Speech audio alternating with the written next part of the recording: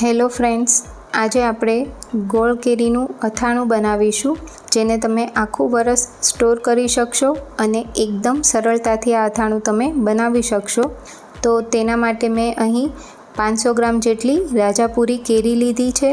કેરીને છાલ કાઢીને મીડિયમ સાઇઝના ટુકડા કરી લીધા છે અને તે બધા ટુકડાને આપણે એક વાસણમાં લઈ લઈશું અને તેમાં 1 ચમચી મીઠું નાખીશું અને સાથે અડધી ચમચી હળદર નાખીને બધું જ સરસ કેરી સાથે મિક્સ કરી લઈશું અને આ કેરીને 4 થી 5 કલાક જેવું ઢાંકીને રેસ્ટ આપીશું, જેથી કેરીમાંથી બધું જ પાણી નીકળી જશે।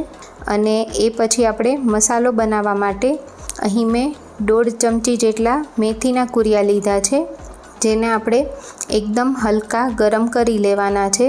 તો ગેસની ફ્લેમ એકદમ સ્લો રાખીશું અને મેથીના કુરિયા ગરમ કરી લઈશું। તો હાથમાં આ રીતે અડીએ અને ગરમ લાગે તેટલું જ ગરમ કરવાનું છે। તેની સાથે જ 3 મોટી ચમચી રાઈના કુરિયા લીધા છે અને તેને પણ આપણે થોડા ગરમ થાય તેટલા ગરમ કરી લેવાના છે અને સાથે અડધો કપ ધાણાના કુરિયા લીધા છે। તો કોઈ પણ કરિયાણાની દુકાને તમને આ એકદમ સરળતાથી મળી જશે અને ગળ્યા અથાણામાં ધાણાના કુરિયાનો સ્વાદ ખૂબ સરસ લાગે છે।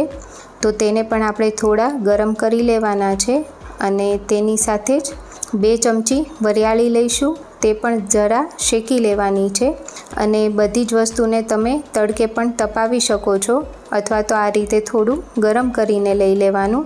સાથે જ આપણે અથાણામાં નાખવા માટેનું મીઠાને પણ થોડું આ રીતે ગરમ કરી લેવાનું છે। તો આ રીતે બધું જ ગરમ કરીને લેવાથી અથાણું આખું વરસ એવું ને એવું જ રહેશે। તો અહીં મેં જે કેરીમાંથી પાણી નીકળ્યું હતું એને ચાળીને પછી કેરી આ રીતે કપડા પર સૂકવી દીધી અને 1 રાત માટે મેં કેરીને સૂકવીને રાખી। તો હવે તેમાંથી પાણીનો ભાગ દૂર થઈ ગયો છે અને કેરી સરસ સુકાઈ ગઈ છે અને તેમાંથી નીકળેલા પાણીમાં તમે ગરમર, ગુંદા કાંઈ પણ પલાળીને તેનો યુઝ કરી શકો છો। હવે આપણે અથાણાનો મસાલો બનાવવા માટે મેં અહીં એક સ્ટીલનું વાસણ લીધું છે। સ્ટીલની જગ્યાએ તમે કાચનું વાસણ પણ લઈ શકો છો। તો જેમાં તમારે અથાણું બનાવવું હોય એમાં જ મસાલો બનાવી લેવાનો। તો સૌથી પહેલાં આપણે વાસણમાં આ રીતે રાઈના કુરિયાને ફેલાવી દેવાના છે।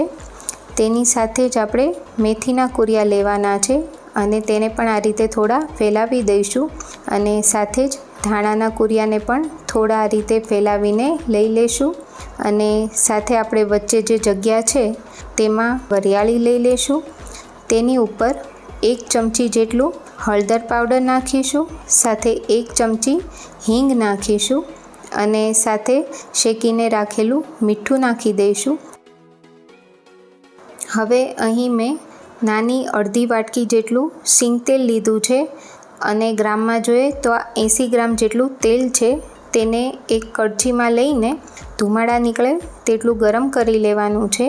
તમે સિંગ તેલની જગ્યાએ સરસ્યું તેલ પણ લઈ શકો છો અને હવે તેલ ગરમ હોય ત્યારે તેમાં 10 થી 12 નંગ જેટલા મરી નાખીશું। તેની સાથે 2 ટુકડા તજના લેવાના છે અને સાથે 5 થી 6 નંગ જેટલા લવિંગ નાખીશું અને સહેજવાર તેને ઢાંકી દઈશું, કારણ કે લવિંગ ફૂટે છે એટલે તેને ઢાંકીને રાખવાનું અને આ ગરમ તેલને હિંગ અને હળદર ઉપર આપણે એડ કરી દેવાનું છે અને તેને ફટાફટ ઢાંકી દઈશું, જેથી વઘારની સ્મેલ એકદમ સરસ તેમાં બેસી જાય। હવે આપણે તેને થોડું ઠંડુ થાય એ પછી ખોલીને બધી જ વસ્તુ સરસ એકવાર મિક્સ કરી લેવાની છે।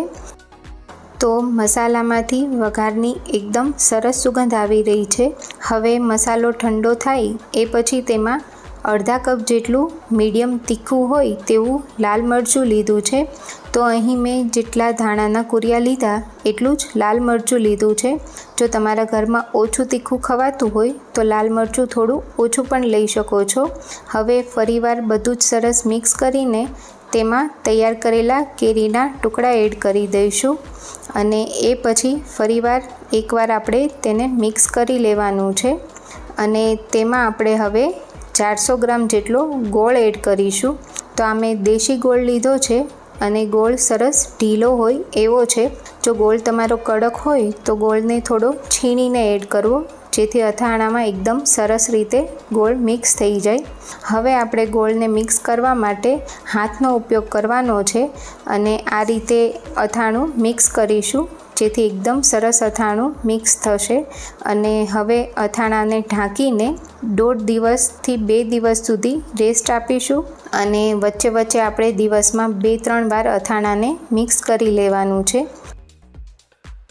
તો 2 દિવસ પછી જોઈ શકાય છે કે એકદમ પરફેક્ટ અથાણું બન્યું છે. તો જો તમે આ માપ લઈને અથાણું બનાવશો તો એકદમ સરસ અથાણું બનશે અને પહેલી વારમાં જ તમારું અથાણું એકદમ પરફેક્ટ બનશે. તો ફ્રેન્ડ્સ, તમને આજની રેસીપી કેવી લાગી એ મને કમેન્ટમાં જરૂરથી જણાવજો. સાથે મારી ચેનલને સબસ્ક્રાઈબ કરજો. Thank you.